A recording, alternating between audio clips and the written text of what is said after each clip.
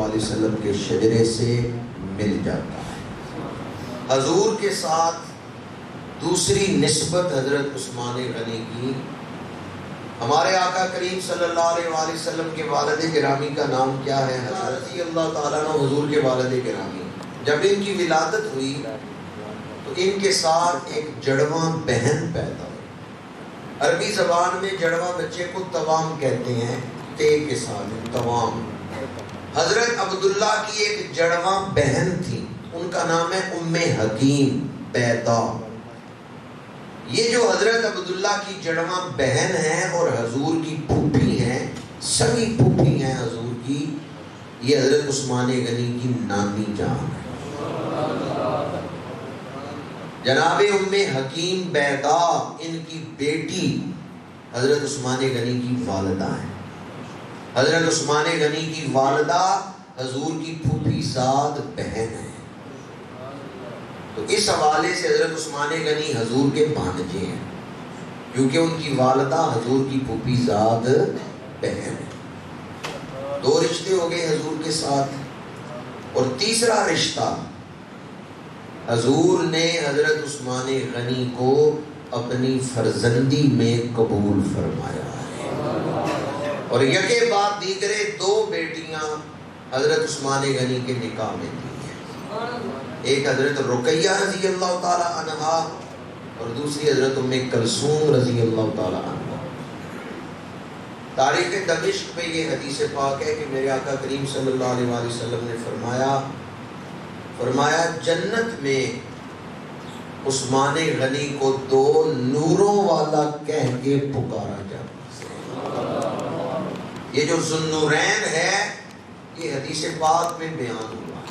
اعلیٰ حضرت نے جو لکھا ہے نا، نور کی سرکار سے پایا دوشالہ نور کا، ہو مبارک تم کو ذوالنورین جوڑا نور کا۔ اور یہ حدیث پاک بھی ہے المعجم الکبیر میں، مولا علی شیر خدا کرم اللہ تعالی وجہ الکریم نے دیکھا عثمان غنی آ رہے ہیں، تو مولا علی شیر خدا نے فرمایا ذالک امرؤ یدعا فی الملأ الاعلی ذی النورین، یہ جو شخص آ رہا ہے اسے مالا اعلیٰ میں دو نوروں والا کہہ کے بلایا جاتا ہے۔ وہ دو نور کون ہیں؟ حضور کی صاحبزادیاں، یہ حضور کی دو صاحبزادیاں یکے بعد دیگرے حضرت عثمان غنی کے نکاح میں آئی ہیں، اور حضرت عثمان غنی کو حضور نے اپنی فرزندی میں قبول کیا ہے۔ حضرت عثمان غنی اس حوالے سے حسنین کریمین کے خالو لگتے ہیں کہ حضرت عثمان غنی کی زوجہ حضرت رقیہ وہ بہن ہیں سیدہ نساء العالمین، سیدہ کائنات حضرت سیدہ خاتون جنت رضی اللہ تعالی عنہا کی۔ تو حسنین کریمین کے کیا رشتے میں لگتے ہیں حضرت عثمان غنی؟ تین رشتے میں نے آپ کے سامنے بیان کیے کہ عبد مناف پہ حضور کے ساتھ شجرہ مل جاتا ہے، دوسرا رشتہ حضور کی جو سگی پھوپھی ہیں وہ حضرت عثمان غنی کی نانی ہیں، اور تیسرا رشتہ حضور نے اپنی فرزندی میں انہیں قبول کیا اور انہیں داماد رسول ہونے کا شرف حاصل ہے۔ یہ جو حدیث ہے نا جس میں حضور نے فرمایا کہ عثمان غنی کو جنت میں دو نوروں والا کہہ کے بلایا جاتا ہے، اس حدیث پاک الفاظ ہے من شاتم عثمان فقد شاتمنی، جس نے عثمان غنی کو گالی دی اس نے مجھے گالی دی، جس نے عثمان غنی کو گالی دی اس نے مجھے گالی دی۔ تین رشتے ہو گئے۔ چوتھا رشتہ حضرت عثمان غنی کی جو اولاد ہے ان کی رشتہ داری خاندان نبوت کے ساتھ بڑی قریبی ہے۔ کربلا میں حضرت اون و محمد شہید ہوئے ہیں، یہ حضرت سیدہ بی بی زینب رضی اللہ تعالی عنہا کے لخت جگر ہیں اور مولا علی شیر خدا کے نواسے ہیں، حضرت اون حضرت محمد رضی اللہ تعالی عنہما۔ ان کی سگی بہن ہے ام کلثوم، ان کی ایک جگہ شادی ہوئی، وہاں سے وہ بیوہ ہوئی تو ان کا نکاح حضرت عثمان غنی کے پوتے کے ساتھ ہوا۔ حضرت مولا علی کی نواسی، حضرت مولا علی کی نواسی، حضرت بی بی زینب کی بیٹی، حضرت اونو محمد کی ہمشیرہ ام کلثوم، ان کا نکاح حضرت عثمان غنی کے پوتے کے ساتھ، وہ خاندان عثمانی کی بہو ہے۔ کتنے رشتے ہو گئے؟ 5واں رشتہ بیان کر رہا ہوں۔ ہمارے پاکستان میں ایک بہت بڑے بزرگ ہیں کراچی میں کلفٹن میں، حضرت عبداللہ شاہ غازی رحمت اللہ تعالی۔ حضرت عبداللہ شاہ غازی حسنی حسینی سید ہیں۔ یہ کس نسبت سے حسینی ہے جبکہ والد تو حسنی ہے؟ حضرت امام حسن کے جو بیٹے ہیں حسن مصنع، ان کی شادی حضرت امام حسین کی بیٹی کے ساتھ ہوئی۔ تو حسن مصنع جو ہیں حضرت امام حسن کے بیٹے حسن ثانی جو ہیں، ان کی شادی چونکہ حضرت امام حسین کے گھر ہوئی ہے تو ان کی آگے جو اولاد چلی ہے وہ والدہ کی طرف سے حسینی ہے اور والد کی طرف سے حسنی۔ یہ جو خاتون ہیں جن کی وجہ سے حضرت عبداللہ شاہ غازی والدہ کی طرف سے حسینی بنتے ہیں، جب حضرت حسن مصنع کا وصال ہوا تو ان کی شادی حضرت عثمان غنی کے پوتے عبداللہ بن عمر بن عثمان کے ساتھ، عبداللہ بن عمر بن عثمان۔ شیعہ مسلک کے ایک مورخ ہیں محمد بن علی بن شہر آشو، انہوں نے بھی اس بات کو لکھا ہے کہ حضرت عثمان غنی کے پوتے عبداللہ بن عمر بن عثمان کی شادی حضرت حسن مصنع کی بیوہ کے ساتھ ہوئی۔ حضرت عبداللہ شاہ غازی کی وہ پردادی تھی جن کی شادی حضرت عثمان غنی کے پوتے کے ساتھ ہوئی۔ تو خاندان مرتضی، خاندان حسنین کریمین، انہوں نے رشتے دیے بھی ہیں، رشتے لیے بھی ہیں۔ اپنی بیٹیاں کسی کو دی جائیں اس پر بڑا تعلق اور اعتماد ہو تو بیٹیاں دی جاتی ہیں۔ تو حضرت عثمان غنی کے پوتے جو ہیں ان کی شادیاں خاندان حسنین کریمین میں ہیں۔ اس حوالے سے حضرت سیدنا عثمان بن عفان رضی اللہ تعالی عنہ وہ خاندان نبوت کے ساتھ گہری رشتہ داری رکھتے ہیں۔ جس کو حضور کا حیا ہے اور جس کو مولا علی شیر خدا کا حیا ہے وہ کبھی حضرت عثمان غنی کی بے ادبی نہیں کرے گا۔ امام بخاری کے استادوں میں ہیں ابو بکر بن ابی شیبہ، ان کی حدیث پاک کی کتاب ہے المصنف، اس میں یہ حدیث پاک موجود ہے۔ اور ان کے علاوہ حلیۃ الاولیاء میں حافظ ابو نعیم انہوں نے اس کو نقل کیا ہے۔ کوفے کی جامع مسجد میں سیدنا امام حسن مجتبی رضی اللہ تعالیٰ عنہ تشریف فرما ہے۔ چند کوفیوں نے پوچھا کہ اے نواسہ رسول، آپ حضرت عثمان غنی کے بارے میں کیا کہتے ہیں؟ حضرت امام حسن مجتبی نے فرمایا کچھ دیر ٹھہر جاؤ، مولا علی شیر خدا آ رہے ہیں، وہ خود آپ کو بتائیں گے کہ خاندان نبوت عثمان غنی کے بارے میں کیا عقیدہ رکھتا ہے۔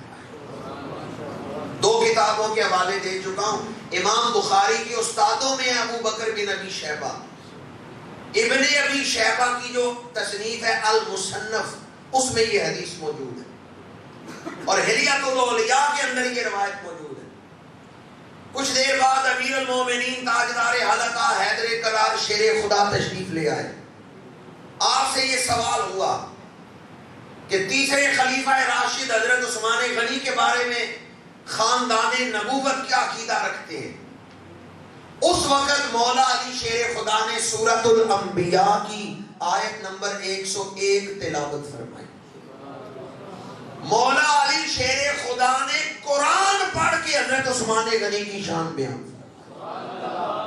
لیس علی الذین آمنوا وعملوا الصالحات جناح فیما طعموا اذا اتقوا وآمنوا وعملوا الصالحات ثم اتقوا وآمنوا ثم اتقوا واحسنوا واللہ یحب المحسنین۔ حضرت عثمان غنی کی شان میں یہ آیت پڑھ کے مولا علی شیر خدا نے فرمایا کوفے والوں سنو، باب مدینۃ العلم یہ کہہ رہے ہیں یہ آیت عثمان غنی کی شان میں نازل ہوئی۔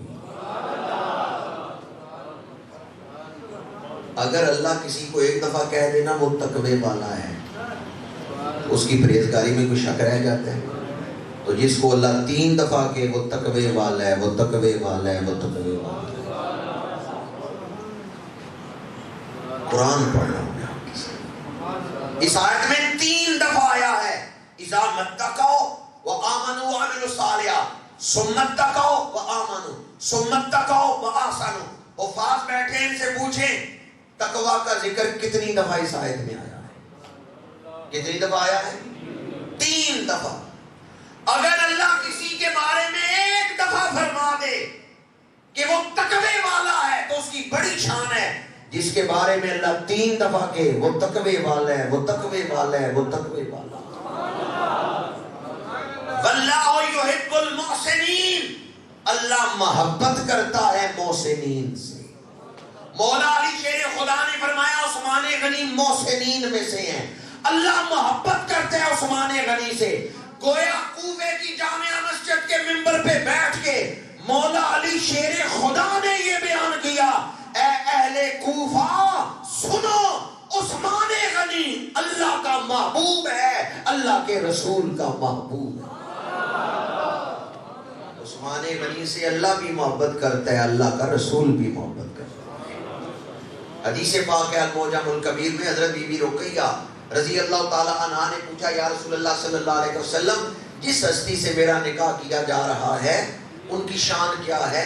میرے آقا کریم نے فرمایا بیٹی رقیہ سنو، عثمان اللہ سے محبت کرتا ہے، عثمان اللہ کے رسول سے محبت کرتا ہے، اللہ اور اس کا رسول عثمان سے محبت کرتا ہے۔ گویا اس حدیث میں حضور نے فرمایا عثمان اللہ کا محب بھی ہے، عثمان اللہ کا محبوب بھی ہے، عثمان رسول اللہ کا محب بھی ہے، رسول اللہ کا محبوب بھی ہے۔ جن سے حضور محبت کریں ہمیں بھی محبت کرنی چاہیے یا نہیں کرنی چاہیے؟ جن سے مولا علی محبت کریں ہمیں بھی محبت کرنی چاہیے یا نہیں کرنی چاہیے؟ کوفے کے جامع مسجد کے منبر پہ بیٹھ کے مولا علی شیر خدا نے دوسری آیت پڑھی سورۃ المائدہ آیت نمبر 93، ان الذین سبقت لہم من الحسنی اولئک عنہا مبعدون۔ اللہ کریم نے فرمایا بے شک وہ لوگ جنہیں ہماری طرف سے بھلائی مقدر ہو گئی ہے، جن کے لیے ہم نے بھلائی کا فیصلہ فرما دیا ہے، اولئک عنہا مبعدون، انہیں دوزخ سے دور رکھا جائے گا، وہ دوزخ کے قریب نہیں لائے جائیں گے، انہیں دوزخ سے دور رکھا جائے گا، وہ جنتی ہیں۔ یہ آیت پڑھ کے مولا علی شیر خدا نے فرمایا اس آیت کا جو مصداق ہیں ان میں عثمان غنی شامل ہے۔ مولا علی شیر خدا قرآن پڑھ کے بیان کر رہے ہیں کہ عثمان غنی کا جنتی ہونا تو قرآن بھی مذکور ہے۔ ان الذین سبقت لہم من الحسنی اولئک عنہا مبعدون۔ تیسرا مقام قرآن سے آپ کو سنا رہا ہوں، یہ آیت آپ نے اکثر سنی ہوگی جو آپ پڑھ رہا ہوں، محمد الرسول اللہ والذین معہ اشداء علی الکفار رحماء بینہم تراہم رکعا سجدا یبتغون فضلا من اللہ ورضوانا سیماہم فی وجوہہم من اثر السجود۔ آگے کیا ہے یہ حصہ سنانا چاہتا ہوں آپ کو۔ ذالک مثلہم فی التوراۃ و مثلہم فی الانجیل۔ پیچھے حضور کے صحابہ کا ذکر ہے، والذین معہ، وہ جو حضور کے ساتھ ہیں، معیت والوں کا ذکر ہے، والذین معہ، وہ جو حضور کے ساتھ ہیں۔ اب ان کی شان بیان کر کے قرآن نے کہا ان کا ذکر صرف قرآن میں نہیں، ان کا ذکر تورات میں بھی ہے، ان کا ذکر انجیل میں بھی ہے۔ وَمَثَلُهُمْ فِي التَّوْرَاةِ وَمَثَلُهُمْ فِي الْإِنجِيلِ، یہ حدیث پاک المعجم الکبیر میں ہے، یہ حدیث پاک حلیۃ الاولیاء میں ہے۔ جب فلسطین فتح ہوا وہاں بہت بڑے یہودی عالم تھے، احبار نے جب حضرت فاروق اعظم کو دیکھا انہوں نے کہا آپ کا ذکر تو تورات میں موجود ہے، کلمہ پڑھ لیا، اسلام قبول کر لیا۔ وہ تورات کے حافظ تھے، پھر انہوں نے تورات کی وہ آیتیں سنائیں جو حضور کے بارے میں، اور حضور کے بارے میں تورات سناتے ہوئے کہ تورات میں حضرت موسیٰ پر اللہ نے حضور کا ذکر نازل کیا۔ کعب احبار جو یہودی عالم تھے انہوں نے کہا صرف حضور کا ہی نہیں، حضور کے خلیفوں کا بھی ذکر ہے۔ پھر انہوں نے حضرت فاروق اعظم کا ذکر سنایا کہ تورات میں آپ کا ذکر ہے کہ وہ مرد آہن ہیں، وہ حق بات کو نافذ کرنے میں کسی کی ملامت کی پرواہ نہیں کرتے، وہ یہ نہیں دیکھتے لوگ کیا کہیں گے، وہ یہ دیکھیں گے رب کیا کہتا ہے۔ حضرت فاروق اعظم نے فرمایا یہ بتاؤ میرے بعد کون خلیفہ ہوگا؟ سوال سمجھ آ گیا آپ کو؟ کعب احبار نے کہا میں تورات کی روشنی میں یہ بیان کر رہا ہوں، نام نہیں کسی صحابی کا اس میں ذکر، میں نشانی بتا دیتا ہوں جو آپ کے بعد خلیفہ ہوگا اسے ظلماً شہید کیا جائے گا اور وہ صبر کرنے والا ہوگا۔ اسی طرح تاریخ دمشق میں روایت ہے، ایک یہودی عالم ہے جس کا نام اسقف ہے، الف پہ پیش ہے آگے سین ہے، اسقف، اور کاف دو نقطے والا ہے، اسقف۔ وہ مدینہ منورہ آیا، یہودی عالم تھا، تورات کا حافظ تھا، حضرت فاروق اعظم کا دور خلافت ہے۔ اس نے حضرت فاروق اعظم کے سامنے جب تورات کی آیتیں پڑھی جن میں اسلام کا ذکر تھا تو حضرت فاروق اعظم نے اس سے بھی پوچھا کہ بتاؤ میرے بعد کون خلیفہ ہوگا، اس کی شان کیا ہے؟ اسقف نے کہا آپ کے بعد جو خلیفہ ہوگا وہ شرم و حیا کا پیکر ہے، علم والا ہے، نرمی کرنے والا ہے، اور مخلوق کے لیے مال لٹانے والا ہے۔ کتابوں کے حوالے میں ساتھ دے رہا ہوں کہ کس کتاب سے آپ کو یہ بات سنا رہا ہوں، تاریخ دمشق، حافظ ابن عساکر، انہوں نے یہ روایت نقل کی۔ جب رسول اللہ صلی اللہ علیہ وآلہ وسلم کا وصال ہوا، آپ کو پتہ ہے مدینہ منورہ کی قرب و جوار میں یہودی رہتے تھے، ایک یہودی عالم تھا، حمیری اس کا نام تھا۔ اس سے صحابہ کرام نے پوچھا کہ حضور کے وصال کے بعد تمہارا علم کیا کہتا ہے کہ کون خلیفہ ہوگا؟ اس نے کہا جو خلیفہ ہوگا وہ امین ہے، ان کے بعد جو خلیفہ ہوگا کرن من الحدید، وہ بڑا سخت ہے کہ وہ قانون کا بڑا پابند ہوگا، وہ کسی سے ڈرنے والا نہیں ہوگا، اور ان کے بعد جو خلیفہ ہوگا وہ ازہر ہے، زے کے ساتھ ازہر، اور ہے دو آنکھوں والا، وہ ازہر ہے جو تیسرا خلیفہ ہوگا۔ اب لغت کی کتابیں اٹھا کے دیکھیں کہ ازہر کا معنی کیا ہے، وہ ہے روشن، چمکتا ہوا۔ اور حدیث پاک ہے، میرے آقا کریم نے فرمایا جنت میں عثمان مسکرائے گا تو جنت چمک اٹھے۔ تو ابھی میں حدیث آپ کو سنا چکا ہوں کہ حضور نے حضرت بی بی رقیہ سے فرمایا اِنَّ بَالَكِ أَشْبَهُ النَّاسِ بِإِبْرَاہِيمَ، اے رقیہ تمہارا خامد ابراہیم کے بڑا مشابہ ہے۔ تو پہلی آسمانی کتابوں میں خلفائے راشدین کا ذکر موجود ہے۔ ہندو مذہب پرانا مذہب ہے، ہندوؤں کی کتاب ہے کلم کی پران۔ ہندوؤں کے پاس بعض ایسی کتابیں ہیں جو حضرت نوح علیہ السلام کی اولاد سے منقول ہیں، صحائف، اگرچہ وہ سارے تحریف شدہ ہیں، اس کے باوجود کلنگی پران کے اندر بیاس جی کے یہ الفاظ موجود ہیں کہ آخری دور میں وشنو ایس کے گھر سومتی کی گود میں محمد جنم لے گا. اب وشنو ایس کا عربی میں ترجمہ کریں تو بنتا ہے عبداللہ، سومتی کا عربی میں ترجمہ کریں تو بنتا ہے آمنہ. عبداللہ کے گھر بی بی آمنہ کی گود میں ایک نبی جنم لے گا جس کے 4 ویر اس کا دھرم پورے جگت میں پھیلا دیں گے. جس کے 4 ویر، جس کے 4 ویر، 4 کا ذکر تو کلنگی پران میں ہے، ہندوؤں کی کتاب میں موجود. حدیث پاک ہے، میرے آقا کریم نے فرمایا علیکم بسنتی و سنت الخلفاء الراشدین،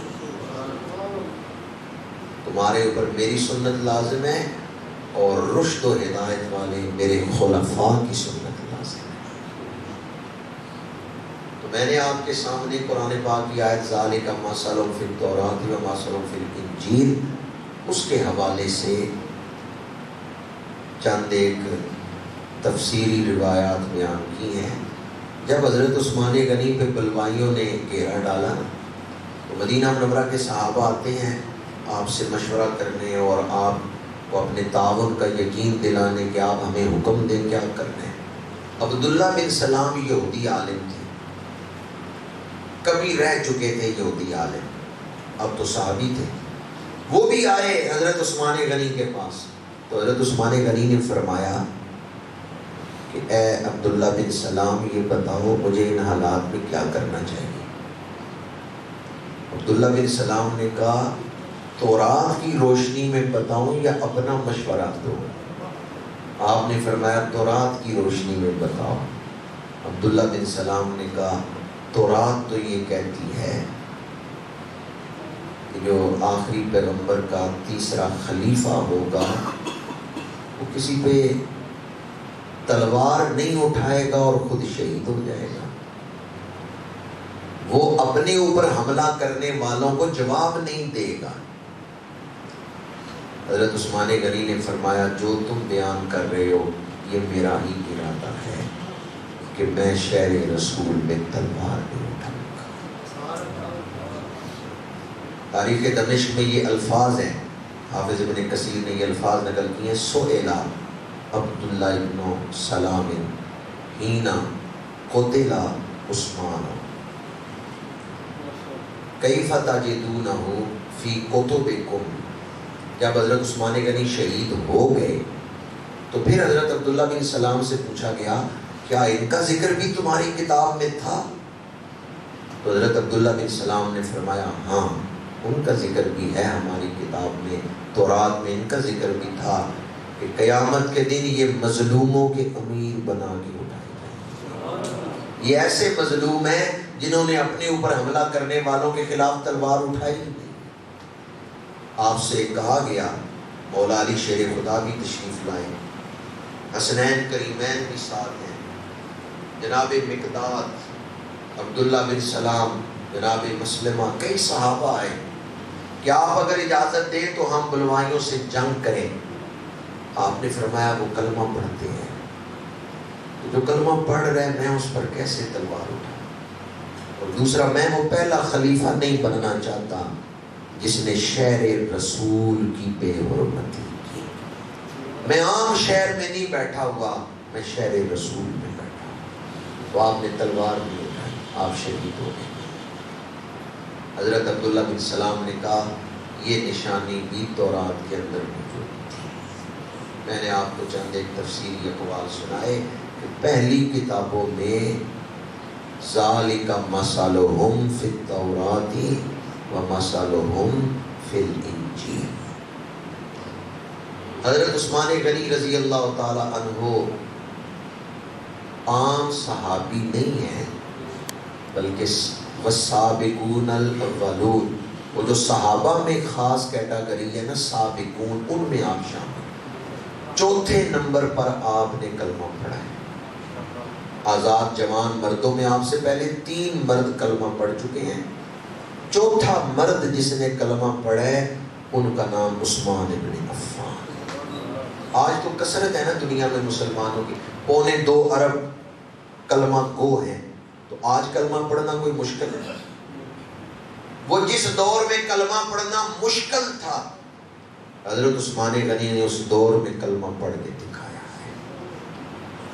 آپ پیدائشی طور پہ مالدار تھے، کہتے ہیں نا فلاں سونے کا چمچہ لے کے پیدا ہوئے، آپ کے والد بھی تاجر تھے۔ قبول اسلام سے پہلے حضرت عثمان غنی مالدار تھے، دنیا کے کئی ملکوں میں آپ کی تجارت تھی، آپ مالدار تھے لیکن مال پرست نہیں تھے۔ ذرا دل کے کانوں سے سننا جو بات میں بیان کر رہا ہوں، دور جاہلیت میں بھی آپ نے کسی کو سود پہ پیسے نہیں دیے، حالانکہ اس وقت سود کو برا سمجھا ہی نہیں جاتا۔ اس وقت بھی جب ابھی حضور نے اعلان نبوت ہی نہیں فرمایا، سود کے حرام ہونے کی آیتیں نازل نہیں ہوئی، اس دور میں بھی اگر کوئی حضرت عثمان غنی سے قرض مانگنے آتا کہ جی مجھے پیسے دیں میں اتنے لوٹاؤں گا، آپ فرماتے نہیں، میں تجھے سود پہ پیسے نہیں دوں گا، مزاربت پہ دوں گا۔ مزاربت کیا ہے؟ پارٹنرشپ، میرے ساتھ پارٹنرشپ کر لو، پارٹنرشپ پہ ہم کاروبار کرتے ہیں، نفع ہوا تو میں نفع کا ساتھی ہوں، نقصان ہوا تو میں نقصان کا ساتھی۔ ہم تو 70 سال ہو گئے پاکستان بنایا تھا کہ اسلام پہ عمل کریں گے، کیا پاکستان سے سود ہم نے ختم کر دیا؟ پچھلے درس قرآن میں شاید میں نے ذکر کیا ہو، سپریم کورٹ نے کہا ہے حکومت کو کہ سود ختم کرو، یہ بھی فیصلہ آیا چند ماہ پہلے، اور تیسری دفعہ یہ فیصلہ ہے، اس سے پہلے 2 دفعہ فیصلہ آ چکے ہیں۔ تو پاکستان کے 4 بینک ہیں جنہوں نے ریٹ کر دیے کہ یہ سود نہ ختم کیا جائے۔ ہم نے اپنی شرطوں پہ کلمہ پڑھا ہے، معاذ اللہ سبحانہ معاذ اللہ، یہ جو ریٹ کر رہے ہیں ان کا ذکر کر رہے ہیں، ہم نے اپنی شرطوں پہ کلمہ پڑھا ہوا ہے کہ دین پہ اتنا عمل کریں گے اور اتنا نہیں عمل کریں گے۔ مومن وہ ہے جو اللہ اور اس کے رسول کے ہر حکم کے سامنے سر جھکا دیتا ہے۔ خلفائے راشدین ایسے سلیم الفطرت تھے کہ دور جاہلیت میں بھی اللہ نے ان کی خاص حفاظت فرمائی۔ کسی بڑے سے بڑے ناقد نے حضرت عثمان غنی پہ یہ اعتراض نہیں کیا کہ دور جاہلیت میں آپ نے کوئی بے حیائی کی، دور جاہلیت میں بھی آپ حیا والے تھے، اور دور جاہلیت میں بھی آپ نے سود نہیں لیا۔ مالدار تھے لیکن مال پرست نہیں تھے۔ مالدار ہونے میں اور مال پرست ہونے میں فرق ہے۔ مالدار وہ ہے جس کے ہاتھ میں پیسے ہیں، اور مال پرست وہ ہے جس کے دل میں پیسے نے گھر بنا لیا ہے، اور وہ پیسے کے بغیر رہ نہیں سکتا، وہ کہتا ہے حلال ہو حرام ہو بس مجھے پیسہ ملنا چاہیے۔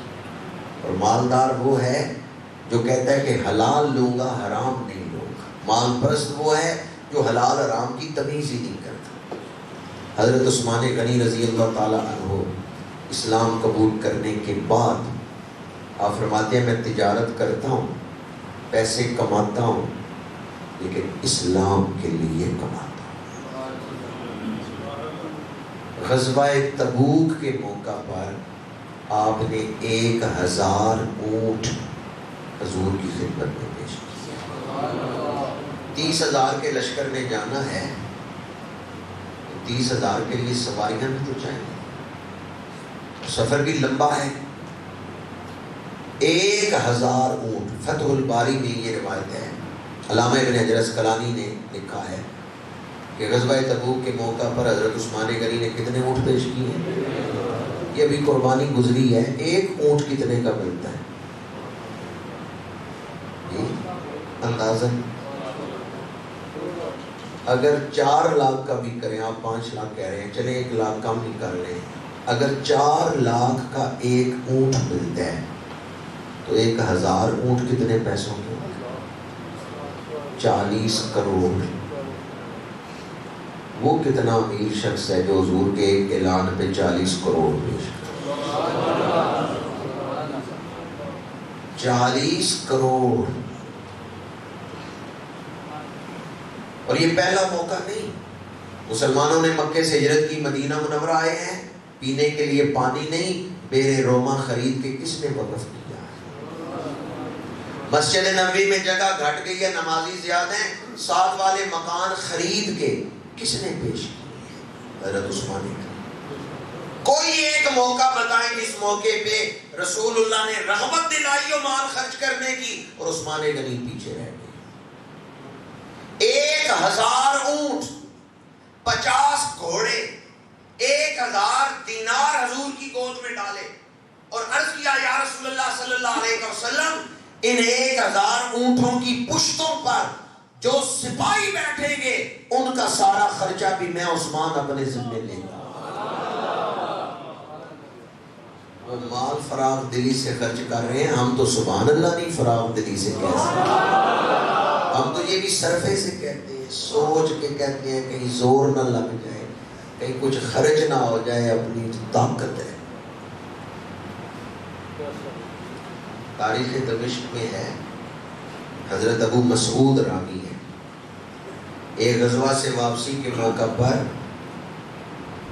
کچھ منافقین بھی سفر کر رہے تھے اسی راستے پہ، لشکر میں راشن گھٹ گیا، منافقین خوش ہوئے کہ اب رسول اللہ صلی اللہ علیہ وسلم کو پریشانی ہوگی، لشکر والے کھانا مانگیں گے، لشکر میں راشن ختم ہو گیا۔ صحابہ کرام حضور کی بارگاہ میں حاضر ہوئے، یا رسول اللہ صلی اللہ علیہ وسلم راشن گھٹ گیا، کوئی انتظام کیا جائے۔ میرے آقا کریم نے فرمایا آج سورج غروب ہونے سے پہلے پہلے اللہ تمہاری مدد فرما دے گا۔ فرمایا آج سورج غروب ہونے سے پہلے اللہ مدد فرما دے گا۔ اور اس دن سورج غروب ہونے سے پہلے حضرت عثمان غنی 14 اونٹ لے کے آئے جن پہ راشن لاتا ہوا تھا، راشن سے لدے ہوئے 14 اونٹ حضور کی بارگاہ میں پیش کیے۔ میرے آقا کریم کھڑے ہوئے، دعا کے لیے ہاتھ بلند کیے، فدعا لعثمان بدعوات، حدیث پاک کے الفاظ ہیں فدعا لعثمان بدعوات، ایک دعا نہیں کی، دعاؤں پہ دعائیں دے رہے ہیں حضرت عثمان غنی کو۔ اللہ کے رسول نے شدت جذبات میں ہاتھ بلند کیے۔ ابو مسعود کہتے ہیں جب حضور نے ہاتھ بلند کیے تو میں نے آپ کی بغل مبارک کی سفیدی کو دیکھا۔ عام طور پہ اگر کسی کا بدن صاف ستھرا سفید ہو بھی بغلوں میں کچھ نہ کچھ سیاہی ہوتی ہے۔ ابو مسعود کہتے ہیں میں نے دیکھا حضور کی بغل مبارک چمک رہی تھی، نور نکل رہا تھا۔ ایک صحابی ہیں، ان کی عمر 12-13 سال تھی، ایک جنگ میں شامل ہوئے، جب سر کٹنے لگے تو وہ لرزنے لگے، حضور نے انہیں اپنے پاس بلایا، سینے سے لگایا۔ کہتے ہیں حضور نے بازو اٹھا کے جب مجھے سینے سے لگایا نا، دوپہر کا وقت تھا، آپ کی بغل مبارک سے پسینہ گر رہا تھا۔ مجھے دنیا کے کسی عطر میں ایسی خوشبو نہیں آج تک آئی جیسی خوشبو بغل کے پسینہ مبارک سے۔ یہ وہ معجزات ہیں جو اللہ نے وجود نبوی کو عطا فرمائے، یہ وجود پاک کے معجزات ہیں۔ پیشانی میں نور چلتا تھا، حضور کے چہرے پاک کی رنگت دیکھنے سے دل چمک اٹھتا تھا، حضور کے پسینے میں اللہ نے خوشبو رکھی ہے، حضور کے لعاب دہن میں اللہ نے شفا رکھی ہے۔ یہ وہ معجزات ہیں جو اللہ نے اپنے نبی کے جسم مبارک کو عطا فرمائے۔ جب حضرت عثمان غنی کے لیے حضور دعا کرنے کی خاطر کھڑے ہوئے، اتنے بازو بلند کیے، ابو مسعود کہتے ہیں میں نے دیکھا حضور کے دونوں بغلوں سے نور نکل رہا، بغل مبارک چمک رہے۔ حضرت عثمان غنی رضی اللہ تعالیٰ عنہ نے ایک موقع پر نہیں متعدد مواقع پر حضور سے دعائیں لی، حضور شدت جذبات سے دعائیں دیتے ہیں، کثرت سے انہیں دعائیں دے رہے ہیں، اور آخر میں حضور نے دعا مانگی یا اللہ میں عثمان سے راضی ہوں، تو بھی عثمان پہ راضی، جن سے حضور راضی ہیں آپ بھی راضی ہیں۔ آخری بات عرض کر رہا ہوں، حضرت سیدنا فاروق اعظم رضی اللہ تعالیٰ عنہ کے دور میں اسلام بڑا پھیلا ہے، عراق فتح ہوا ہے، ایران فتح ہوا ہے، فلسطین فتح ہوا ہے، مصر فتح ہوا ہے، شام فتح، حضرت فاروق اعظم کے دور میں لیکن یہ ساری فتوحات بر اعظم ایشیا میں ہیں۔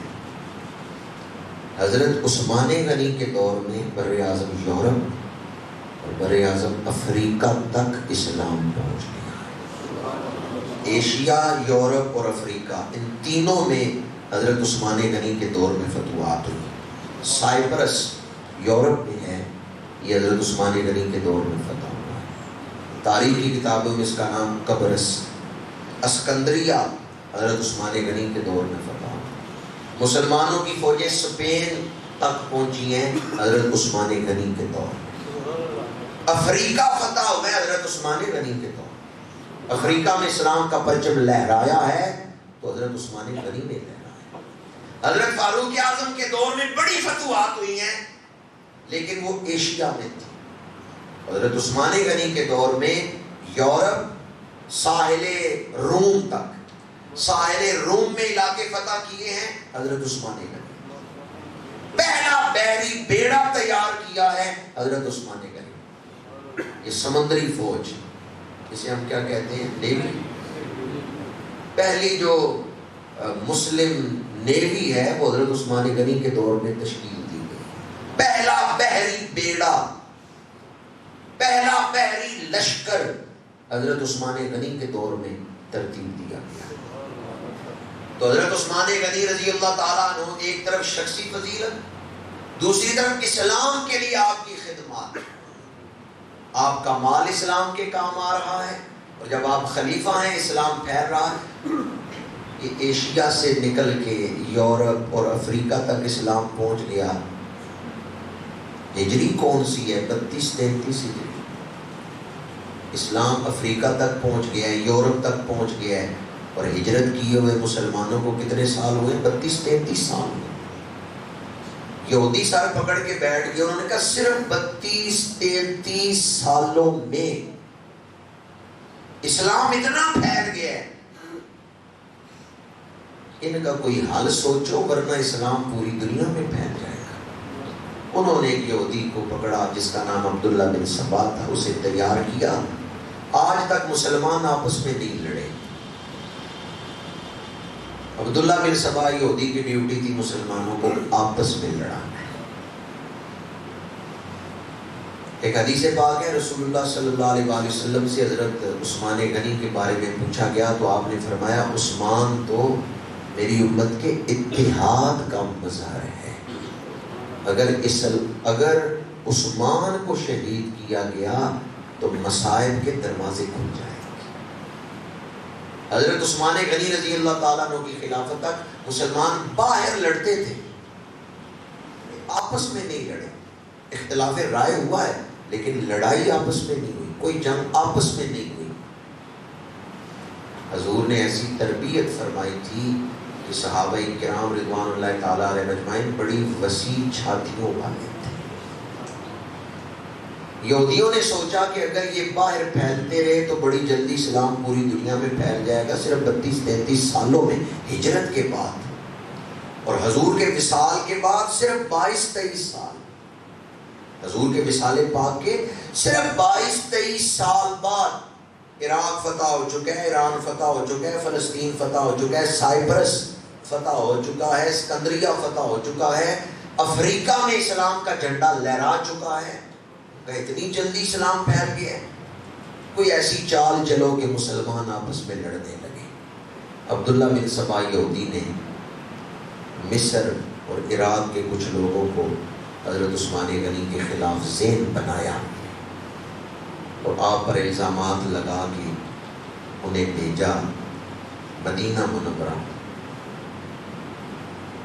انہوں نے جب آگے الزامات صحابہ سے ڈسکس کیے تو صحابہ کرام نے حضرت عثمان غنی سے پوچھے بغیر خود ہی کہا کہ عثمان غنی کا یہ کردار، یہ تو ان پہ الزام لگا ہے۔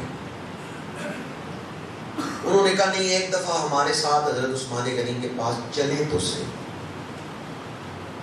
چند صحابہ، 8 صحابہ کا ذکر آتا ہے تاریخ کی کتابوں میں، وہ حضرت عثمان غنی کے پاس ان بلوائیوں کے ساتھ گئے۔ حضرت عثمان غنی رضی اللہ تعالیٰ عنہ نے فرمایا کہ اگر یہ الزامات سچ ثابت ہو جائیں تو تو میں خلافت سے دستبردار ہوتا ہوں. جنہوں نے الزام لگایا ہے وہ ثابت کر دیں کہ میرا یہ جرم ہے. یہ سوال بنتا ہے یا نہیں بنتا؟ خالی الزام لگانے سے الزام ثابت ہو جاتا ہے؟ شریعت نے ایک قانون دیا ہے، اس کے مطابق الزام کو ثابت کرنا ہوتا ہے. آپ نے فرمایا جنہوں نے الزام لگایا وہ ثابت کر دیں. اب وہ لوگ ثابت نہ کر سکے. آپ نے فرمایا یہ مطالبہ کیا لے کے آئے؟ انہوں نے مطالبہ بتایا، آپ نے مطالبہ پورا کر دیا. وقت کے دامن میں اتنی گنجائش نہیں کہ تاریخ کی گتھیاں آپ کے سامنے سلجھاؤں اور بیان کروں. اکثر باتیں یاد نہیں بھی رہتی، اس لیے میں ان باریکیوں میں نہیں جا رہا. بلوائیوں نے حضرت عثمان غنی رضی اللہ تعالیٰ عنہ کے گھر کا محاصرہ کر لیا، کیونکہ وہ آئے کس مقصد کے لیے تھے.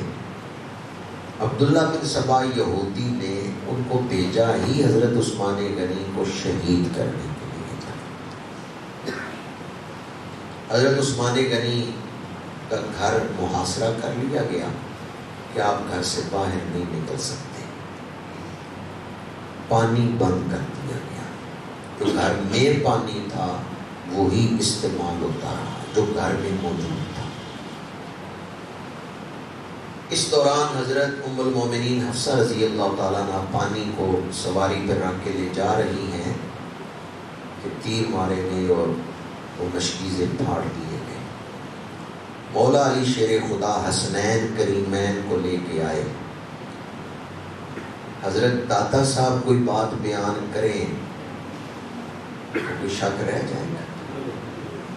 کشف المعجوب اٹھا کے دیکھیں. داتا صاحب نے کشف المعجوب میں لکھا ہے کہ امام حسن مجتبی رضی اللہ تعالی عنہ حضرت عثمان غنی کے گھر آئے ہیں. دروازے کے اندر کھڑے ہو کے کہتے ہیں کہ امیر المومنین آپ مسلمانوں کے امام برحق ہیں. یہ میں آپ کو کشف المعجوب سے سنا. حضرت امام حسن مجتبی فرماتے ہیں آپ اجازت دیں ہم ان بلوائیوں سے لڑائی کریں گے. یہ کس نے فرمایا؟ جنہیں امام حسن فرمائے کہ آپ امام برحق ہیں انہیں امام ماننا چاہیے کہ نہیں ماننا چاہیے؟ حسنین کریمین پہرا دیتے رہے ہیں حضرت عثمان غنی کے دروازے پر. مولا علی نے ڈیوٹی لگائی ہے کہ یہاں تو انہیں پہرا دینا ہے. رشتے میں پہلے بیان کر چکا ہوں کہ ان کے قریبی رشتے کیا ہیں، اور سب سے بڑا رشتہ تو حضور سے وفا کا رشتہ ہے، حضور کی محبت کا رشتہ ہے اور دین کا رشتہ ہے. تاریخ کی معتبر کتابوں میں حتیٰ کہ اہل تشیع کی کتابوں میں بھی ہے کہ حسنین کریمین دروازے پہ پہرا دیتے ہیں. اس لیے کسی شاعر نے بڑی پیاری بات کی ہے، علی والوں کے دل کالے نہیں ہوتے، جہاں نور ولایت ہو وہاں تالے تالا لگ جاتا ہے نا دل میں. علی والوں کے دل کالے نہیں ہوتے، جہاں نور ولایت ہو وہاں تالے. علی ذاتوں نے بتایا ہے تحفظ کر کے عثمان غنی کا، جو بغض رکھے عثمان سے وہ علی والے نہیں. حضرت عثمان غنی کے دروازے پہ حسنین کریمین تلواریں لے کے کھڑے ہیں دفاعی عثمان کے لیے. تو دنیا کو بتا دیا جو بغض رکھے عثمان سے وہ علی والے، جو بغض رکھے عثمان سے وہ علی والے. علی والے وہی ہیں جو امام حسن کا فیصلہ مانتے ہیں، جو حضرت امام حسین کا فیصلہ مانتے ہیں. حسنین کریمین حضرت جناب عثمان غنی کے دروازے پہ پہرا دیتے رہے. کشف المعجوب پڑھ کے دیکھیں، لکھنے والے بھی حسنی سید ہیں، دادا صاحب کی سید ہیں. امام حسن مجتبی نے حضرت جناب سیدنا عثمان غنی سے کہا آپ امام برحق ہیں، آپ اجازت دیں ہم ان بلوائیوں سے لڑائی کریں گے. آپ کے جو غلام تھے نا، کیونکہ آپ بڑے امیر تھے اور آپ ہر جمعے غلام بھی آزاد کرتے ہیں، ان غلاموں نے بھی تلواریں نکالی. کچھ اور صحابہ تھے انہوں نے بھی تلواریں نکالی. سب نے حضرت امام حسن کی آواز میں آواز ملا کے کہا آپ ہمیں اجازت دیں، ہم ان بلوائیوں سے لڑیں گے۔ دنیا کی کسی زبان میں وہ الفاظ نہیں ہوں گے جو حضرت عثمان غنی کے حوصلے اور صبر کو بیان کر سکیں۔ عثمان غنی نے فرمایا میرا وہ ہے جو تلوار نیچے کر لے، فرمایا میرے ساتھ محبت کرتے ہو نا، میرے اوپر احسان کرنا چاہتے ہو، تلوار نیچے کر لے۔ فرمایا میں ان پہ تلوار نہیں اٹھاؤں گا جو میرے قتل کا ارادہ لے کے آئے ہیں۔ اور پھر آپ نے مختلف وجوہات اس کی بیان کی، ایک وجہ یہ بھی تاریخ کی کتابوں میں ہے، فرمایا میرا حضور کے ساتھ ایک راز ہے جس کو میں ظاہر نہیں کر سکتا۔ بعض کتابوں میں تو واضح احادیث ہیں کہ حضور نے منع کیا تھا کہ اے عثمان اللہ تمہیں خلافت کی قمیص پہنائے گا، بعض لوگ ارادہ کریں گے اتارنے کی، فلا تخلا، اس وقت وہ قمیص نہ اتارنا، یعنی ثابت قدم ہے۔ حضرت عثمان غنی رضی اللہ تعالی عنہ کا حوصلہ دیکھ کے انسانی عقل چکرا جاتی ہے۔ بر اعظم ایشیا میں، افریقہ میں، یورپ میں اسلام کے عظمت کے جھنڈے گاڑ رہے ہیں، بڑی فوج پاس ہے، اس کے باوجود آپ جنگ کرنے کو تیار ہیں۔ آپ سے کہا جاتا ہے مدینہ منورہ چھوڑ کے چلے جائیں، مشورہ دیا گیا کہ آپ ہجرت کر جائیں، آپ نے فرمایا میں حضور کا در نہیں چھوڑ سکتا، دروازہ رسول نہیں چھوڑ سکتا۔ آپ کی اکثر یہ دعا ہوتی تھی اللہم احینی سعیدا و امتنی شہیدا، یا اللہ سعادت کی زندگی اور شہادت کی موت عطا فرما، زندگی دے سعادت کی، موت آئے شہادت کی۔ شہادت سے ایک رات پہلے شب جمعہ، جمعرات اور جمعے کی درمیانی رات، خواب میں حضور تشریف لائے، شیخین ساتھ ہیں، حضرت صدیق اکبر فاروق اعظم۔ حضور نے فرمایا عثمان کل روزہ میرے پاس آ کے افطار کرنا۔ حضور نے افطاری کی دعوت دی ہے، اور وہ کیسا روزہ ہے جو حضرت عثمان غنی نے رکھا تو اس دنیا میں ہے، افطار حضور کی خدمت میں جاتا۔ جمعۃ المبارک کا دن ہے، مدینہ منورہ کی سرزمین ہے، منہ روزہ رکھا ہوا ہے، قرآن پاک گود میں کھلا ہے اور تلاوت فرما رہے ہیں۔ چار نسبتیں، شہر مدینہ ہے، جمعۃ المبارک کا دن ہے، روزہ رکھا ہوا ہے، حالت روزہ میں ہے، قرآن کی تلاوت فرما رہے ہیں۔ بلوائی دروازہ توڑ کے اندر آئے، آپ کی بیوی حضرت نائلہ پاس بیٹھی تھی، 82 سال عمر ہے حضرت عثمان غنی، بڑھاپا ہے، 82 سال عمر ہے۔ دشمن دروازہ توڑ کے اندر آئے۔ عرب میں رواج تھا اگر عورت سر ننگا کر کے بال کھول کے دہائی دے تو دشمن بھی تلوار نیچے کر لیتے تھے۔ حضرت بی بی نائلہ نے اپنے سر سے چادر اتارنا چاہی تاکہ میں سر ننگا کر کے دہائی دوں۔ حضرت عثمان غنی نے اپنی بیوی کا ہاتھ پکڑ لیا، فرمایا دشمن کی تلوار میرے جسم پہ چلے اس سے مجھے تھوڑی تکلیف ہوگی، بیوی کا ننگا سر دیکھوں گا زیادہ تکلیف ہوگی۔